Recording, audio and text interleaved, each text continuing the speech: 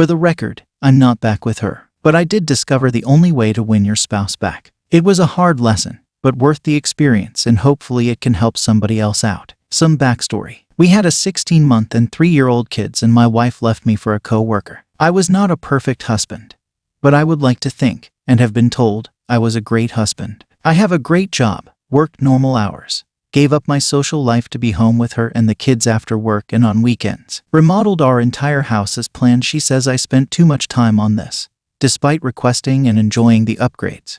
Never strayed. Supported her during her mostly unpaid maternity leave by staying up late to do night feedings so she could sleep, taking our oldest to daycare out of the way so she could sleep in, handling all the finances because she didn't want to handle them, etc. Yet, when she went back to work at the beginning of the year, she turned mean toward me. I later found out she had started an emotional affair with a coworker that led to a kiss. During our therapy, she gaslit me and called me crazy when I assumed there was more and focused our time on her resentment towards me, some unfair IMO. However, she continued her emotional affair with him. I was not crazy after all, and eventually fell in love and left me for him. I was devastated that I lost my best friend, wife, and travel partner, and that she didn't think our marriage, which had great moments during this year, one of our best dates ever, was less than a month before she said she didn't want to be married anymore, wasn't worth it anymore.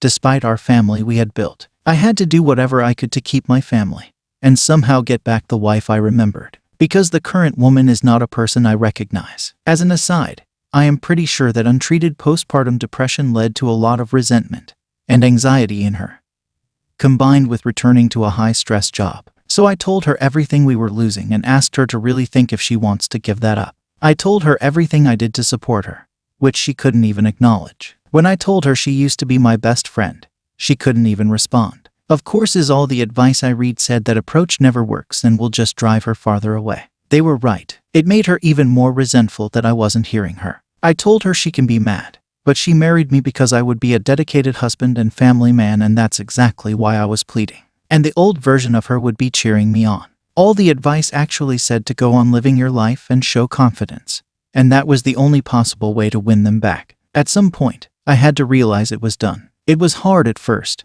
but I was surprised how fast I became at peace with it. A few things helped. First, I focused on my own health and happiness that I could control. I worked out, ate healthy, did things that brought joy, reconnected with friends, etc. Second, I made sure that I put all the energy I could into my kids. I made sure we did things that were fun, that I showed them how much joy they brought me, and made sure they were physically and psychologically safe. This brought me even more peace and joy. Third, I started talking to old friends again and dating other people. This showed me that I wasn't worthless, and that there were good people out there who could give me what she wasn't giving me: kindness, joy, affection, and other things that don't match what you get from somebody you're in love with and married to, but still feel good and aren't hard when you're interested in getting to know somebody new. I also moved out into a place I love. Things turned for the better pretty quickly when I realized how little I was appreciated, and that maybe I wasn't losing this special gem I thought she was. That maybe she was causing unhappiness in my life. In fairness, 2 young kids cause a lot of stress, and we had issues with them, so a lot of that stress was projected onto each of us. But I started feeling happy and realizing that maybe I was actually escaping a situation that wasn't great for me. I've also read an essay called Welcome to Holland, that if you haven't read it, I would pause this and go read it. It takes less than 5 minutes. That put into perspective the fact that, while I didn't want or plan on this situation, I could spend my time being depressed about the situation I wasn't in, or smell the roses and see the benefits of my current situation. My communication with her became friendly, instead of tense, thanks to my peacefulness. Texts were few and far between and terse, not intentionally, but because I was adjusting to and enjoying my new life. One of the first weekends apart, I took the kids to my parents. I missed her. I missed our teamwork when we went away together. But the weekend went smooth and I had confidence in being able to take care of the kids myself. When I got back, she told me she missed all of us and our family. It was the first time she missed me in months. But she still refused to open up, and I left the house and went back to normal life.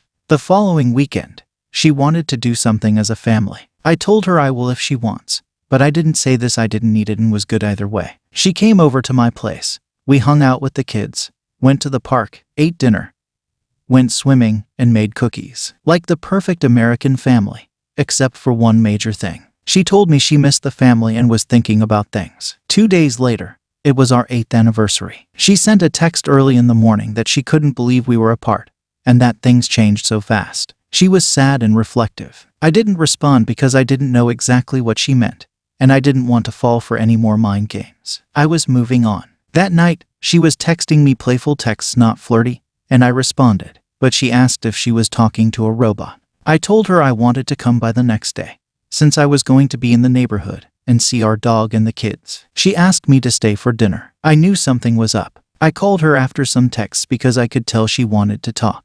We talked for 5 minutes, 10 minutes, but again, she wouldn't fully open up. The next day, we had therapy with our couples therapist to focus on the separation and co-parenting. I knew what was coming. She said she was confused and missed me, but she was still confused about who she wanted to be with, me or him, and if she wanted to be married. She could now see all the support I gave her over the years and that I wasn't uninvolved in, as she put it before, her 3rd child. She is worried that she broke the trust and it's irreparable, that I'm happier without her, that she might not be able to stay away from the new guy, that I actually don't miss her. We talked for the hour, but didn't go too far into her feelings. I don't even know if she's 50 over 50 on getting back together or 90% sure she still doesn't want to be married, but has a couple small doubts. I'm not even sure I would want to get back together myself, or how we would do that after all the damage. But it's possible. It was impossible when I was begging before. I have no idea what she's going to choose, or what I'm going to choose, for that matter. But hopefully my story can help somebody else in a similar situation.